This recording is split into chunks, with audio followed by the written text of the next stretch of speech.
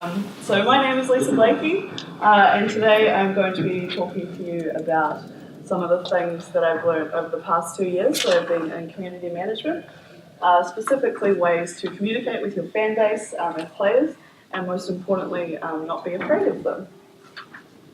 So I am the community manager for Runaway. We are based in Dunedin. These are a bunch of all the cool people that I work with. I also do a bit of design and narrative stuff mixed in. And also just wanted to mention that a bunch of us are talking at this conference, which I'll plug at the end of this. So we make mobile games inspired by nature. So we have Splash, which is a game about raising underwater creatures, Flutter, which is about raising butterflies, and Starlight, which is like a nighttime mode of Flutter about raising moths. So this conversation is loosely based off a lot of conversations I've had with people with regards to community management. And I guess the purpose of this talk was kind of inspired from last year, actually, when I spoke at this conference as well as at GDC in San Francisco. A lot of people came up to me afterwards just saying, oh, like I don't actually have a community manager, or I can't really like justify the time or energy to put into it. Is there any kind of easy route that I can take into community management? So today I just want to offer some advice for some of you that may be a bit hesitant and either putting time into your community or hiring a community manager. I named this talk Top 10 Tricks. They're not really tricks, they're more tips, so I just want you to keep that in mind. There's no trick for community management. And I also just want to point out that it'll be mainly based around mobile free-to-play games because that's what I have the most experience in, but I'm really happy to talk afterwards about any strategies for premium games that you guys might have. So the first question that I have for all of you is, what are you afraid of? Does the position of community manager scare you? So often I get told like, oh, I could never do your job, like it must be really hard, I really respect what you do. And of course it's hard, it's just like any other skill set, like programming or design or marketing or art. Everything is going to be hard as soon as you start trying it. But I get the sense that this kind of fear is more in sense of being the direct communicator between your community and the development team, especially in games, as you know, we can all probably agree that we have some of the most passionate and enthusiastic players and fan bases, but I really want to kind of assure you and promise you that it's really fun and it's not as scary as it's perceived as. But I actually still really wanted to look into why it's so intimidating from the outside. So I looked at the GDC Vault at some of the community management talks, and actually from the outside it does sound quite terrifying. So here are just some examples of some of the titles of the talks from the Community Management Summit. The first one is Conquering Community Toxicity like Genghis Khan, Closing Down Game Communities, How to Plan a Dignified Breakup, Overcoming Community Negativity and Exercise Insanity, and probably my favourite one is Shit's on Fire, A Cautionary Tale in Community Crisis Management. So yeah, I get it, it can seem quite scary, but I promise that you're in for a good time. Negativity can be overwhelming, and it is really often associated with gaming communities, but I just want to point out that this is always fleeting, and I'm also going to talk more in depth about this a bit later on. So the first takeaway is don't be scared. Try something new, even if it seems intimidating from an outside perspective. So before you have like negativity and toxicity, you need a place for that to be put on. So I would strongly urge for you to create a social platform or social channel before a game's launch. Something that I found out recently is that most featured games on the iOS App Store and the new games we love category never ever seem to have a social channel linked to their games. And I really don't understand what this is about. Maybe it's just because for me personally, whenever I download a new game, the first thing I want to do is immediately go and talk about it with other people. And I find this really easy to do on Facebook, Twitter, Instagram. So I just want to strongly suggest that creating a channel before launch is super helpful people like me. With Facebook as well, if you're under like NDA or that kind of thing, you can have private pages before launch, so that's really handy. So, next takeaway. Decide what sort of social platform you want to have before launching a game. So creating your social channels will eventually kind of attract a particular type of audience. You need to get to know these people to effectively communicate with them. I really want to point out something that's very important, is that your players are people. And they're probably actually really cool. And I quickly actually learned this when I created the Twitter for Flutter Starlight. They ended up being a much different audience than what we had on our Facebook page. So this is just an example of a reply that I got. They were tweeting about Flutter Starlight, and I was like, "We love you," and they said this, and I was like, "Oh, that's really cute." And then their friend was like, "Did they also like and retweet your stuff? God bless." And then screenshotted what we said and said, "I'm going to cram this on my desk." And then actually after this, they were so happy. They made some fan art, which it was basically the best day ever. So Twitter is really, really good for these like short personal interactions like this, and can end in amazing results where you get fan art of your games. So the next takeaway is to find out who your players are to establish a tone that makes it easy to talk to them. Learn what they love to start fostering conversations with them. So once people start talking about your game, you'll eventually understand what is unique and special about it. For us, obviously, it's the uniqueness of nature. This is inherent in the themes as well as the design of nurturing creatures in the game. So we really hone into this. We have live streams and Q&As with our researcher Jonas, so that players can ask like nature-specific questions of the games.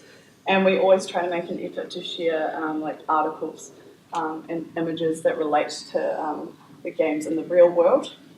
And this gives context and reflects what our players really value about the game. I have heaps of other examples that I didn't have time to put into this, so please come talk to me about it afterwards. So the next takeaway is to look at what your players specifically love about your game and celebrate this in the content that you decide to share on your social channels. So the next step, is kind of boring. Once you've got your social channel and you've found out how cool your players are, you know what makes your game unique, it's time for spreadsheets. Woohoo! You're going to want to start a content plan. This is just kind of a layout of when you want to schedule all of your content that you're going to put on your social channels. So this is kind of like an example of what they look like. They're very beautiful. Basically, I have the dates on this side. I plan the content maybe like 2 weeks in advance so you can schedule it easily, and you can tick it off when it's scheduled and posted. And then just the image or link that you're going to include. This is really handy to have because it allows you to plan in advance so that you don't need to sort of plan every single day. I would really encourage you to plan maybe like 2 weeks before the content is posted so you have a backlog of stuff. So, next takeaway is to make a sweet spreadsheet to put your content on. Take some time out of your week to plan this sort of content and put it out to your players. So the next is to celebrate everything positive that your players share with you. I forgot to put positive in there because you don't want to just celebrate everything. It's really important to make your community's contribution feel important if you want it to be active and thriving. You'll want to have a balance of sharing this fan content as well as your game content. So a really good company who I think does an amazing job of this is Us2 Games. They have a social account called Monument Friends, where they just have players send in their own fan art and fan-generated content. But it's also curated by the developers, so they have this really unique relationship. Even in the title, like Monument Friends, you can tell that the developers and the players have a really close relationship. And they do this on Instagram and Tumblr. It's really good at making a welcoming feel, and it's like you're sharing the experience together with your players. So we also have this in Splash. If you can, I would consider maybe building shareable functions in your game. There's a feature called Splash Cam where you can take photos of the environment and decorate them and do really silly stuff to them. So it's really easy to share these to Twitter and Facebook in game. And I always make an effort of logging into the Twitter every single day and liking every single post and replying to some of my favourite ones. This just keeps the community active and actually shows that you care about what these people are sharing. And it's also important to share things that your players share with you that may not be directly linked to the game itself. So an example of this is Flutter. So many people, every single day, we get photos of butterflies they see in the real world asking for species identification. And this also links back to our unique theme of nature too. It's great as well because it shows that they actually care about the real world content that we have in the game, and they've come to us as a trustworthy source to identify a butterfly, which is awesome.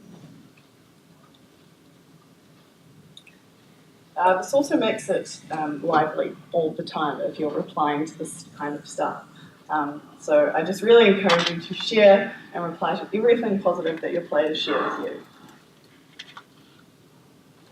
So after making friends with all your lovely players and talking to them every day, they're going to start doing this thing where they kind of suggest how they'll make the game way better.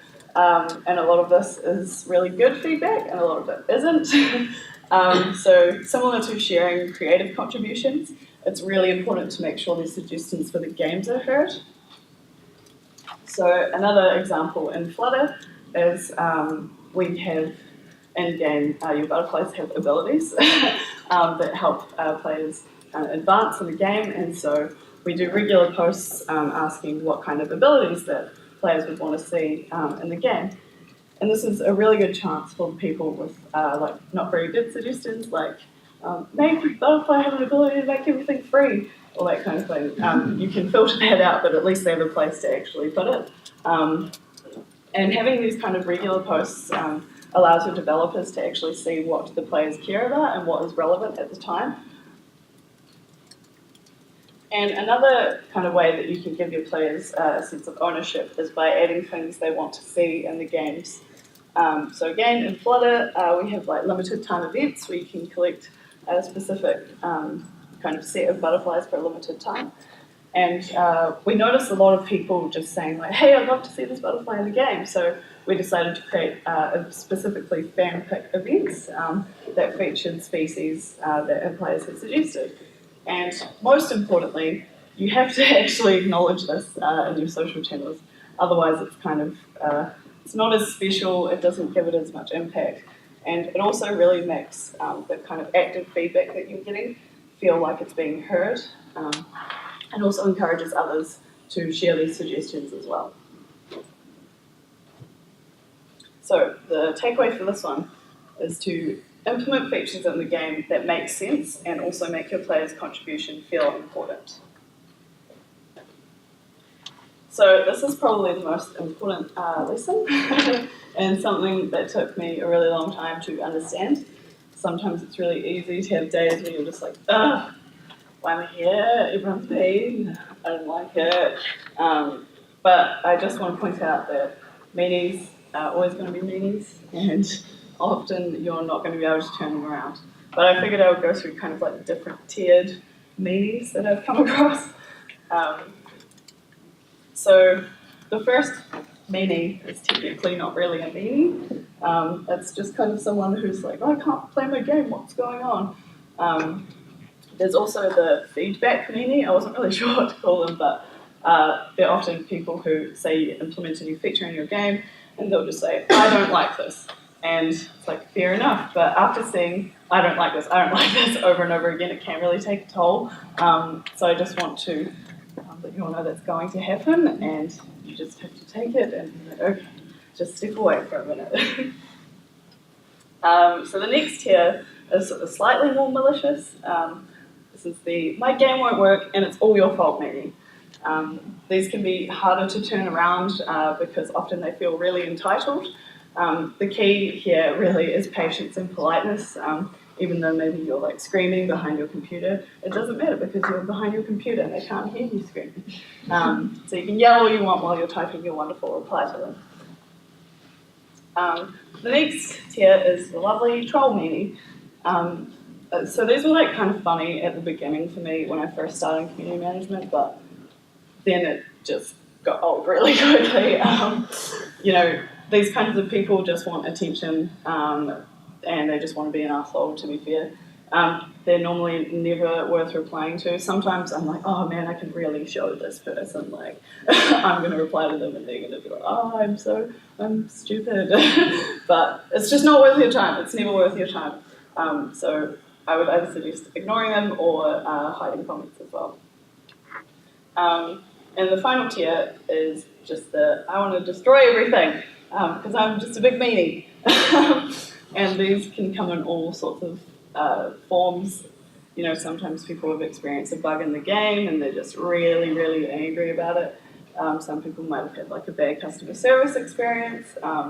Or sometimes these people are just bad people. And I want to point out that any times that this escalates to abuse or specifically targeting like your staff or your people, you just need to block them.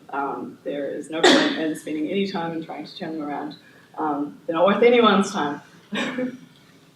I would also strongly suggest getting a nice plushie to have if you're having like a particularly rough day. Reading these kinds of comments every single day can take a toll.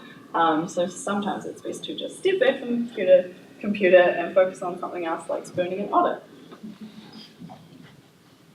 So the key takeaway here is really to know when to walk away. Pay no attention, as well as really understanding players' frustration and seeing it from their point of view. Because 9 times out of 10, they're going to be happy and thankful that you've fixed their problem or helped them with an issue. And it's really important to focus on this positive stuff rather than someone being mean to you. So this step here is something that we've just recently gotten really into at Runway, and that is live streams. They are really, really easy to do, and I would highly recommend this to anyone who wants to form a really close relationship with your players. Seeing your face and having players get to talk one-on-one with the developers and people who make the games they love is really special, and I'm sure we've all done the same watching our favourite developers do live streams as well. So it's really good to theme your live streams as well. Going back to the Nature Connection, we did one about like World Turtle Day, and we did like a light trap in Prague for moths, and went to the butterfly house and all that kind of stuff. It's really, really easy as well. You can just do it on your phone with Facebook Live. And also if you want to do it on a desktop, OBS is free open software that you can download and use. The learning curve is a little bit hard, but there's a lot of online resource for you to understand it. Cool. The next example, I just want to point out, like maybe you're like, oh, I don't know what I would live stream though. Literally anything. Final Fantasy 12 did this amazing 4-day live stream where they just streamed these bunnies in the hope that they would come out and poke their wee heads out so they looked like Moogles. And this seems like ridiculous, like who would do that? They have heaps of money, so they could do this. But if you think that no one's going to watch it as well, there were tens of thousands of people watching this every day, including myself. So really don't be afraid to be creative with this sort of stuff. So the takeaway for this is to not be afraid to experiment with new social media features. The last step actually was going to be like a joke, being like, oh, if none of this works, just get a dog, because everyone loves seeing dogs on social media. But I figured that kind of was pointless. It was the point of this talk if I said that. But I really want to encourage that you need to execute every one of these steps if you want to successfully engage your community. There is no one-off trick to being viral or just, doing a tweet that everyone is going to relate to.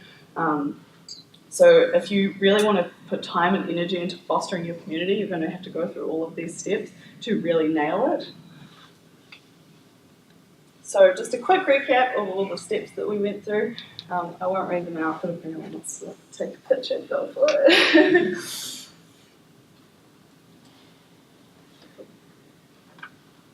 and I just want to plug everyone at Runaways Talks. There's a whole bunch of us. Straight after this, after lunch, is a panel that features Emma and Zoe, and we also have Beric this afternoon, and then Jonathan and Emma tomorrow. Jeff's on at the same time as me. So thanks for coming to mine. Cool, and if you guys want to reach out and contact me, I'm really loud on Twitter, and you can also email me as well if you have any questions. Thank you so much for coming and listening.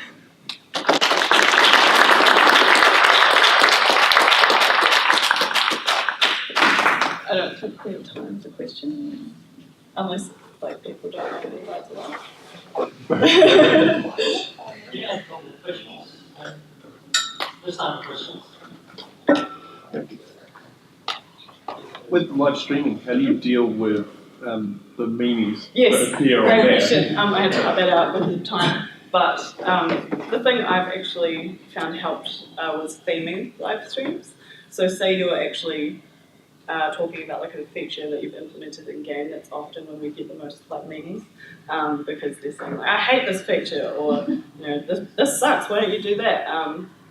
But with the more themed ones, no one really says that kind of thing. But I often just read them out in a nicer way, or if they're like straight up, just being mean, I just ignore them, because they, you're still there and they can see you reacting, but you kind of have to get good at like reading those kinds of things and not reacting. Like, I remember the first time we did one, someone put like "smile, Lisa" as a comment, and I was like, no. I don't know what to do.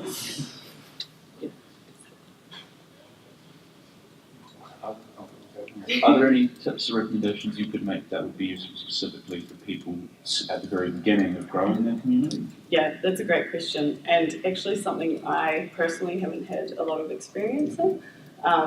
We launched Starlight last year, which was a new game for us, but a lot of our older players from Flutter and that kind of thing sort of tipped over into that. But I would highly recommend using like hashtags if you want reach. On Twitter is really good, but Facebook hashtags are not that great. So, yeah. And just a matter of time.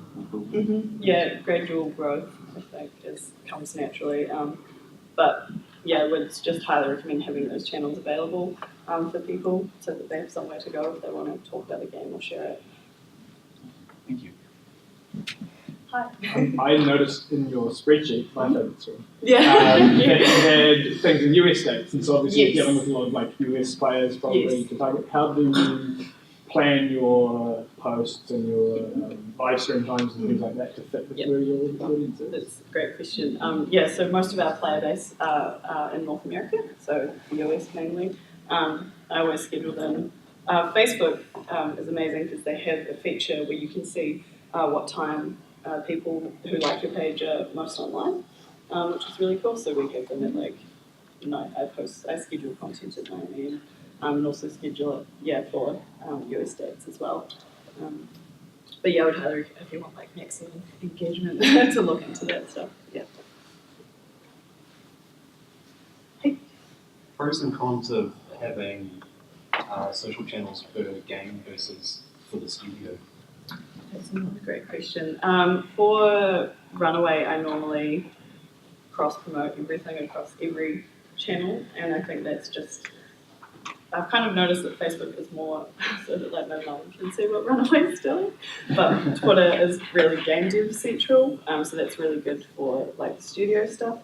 But with, because we have 3 quite unique games, I find it easier to have separate channels specifically for the game content for that, just so that you don't also clutter up kind of like the company channel versus like the game channel. And that's also a specific place for your players to go if they don't really care about your company, They're just like, I'm just here for the game, I don't care if you've got new hoodies or something. Yeah.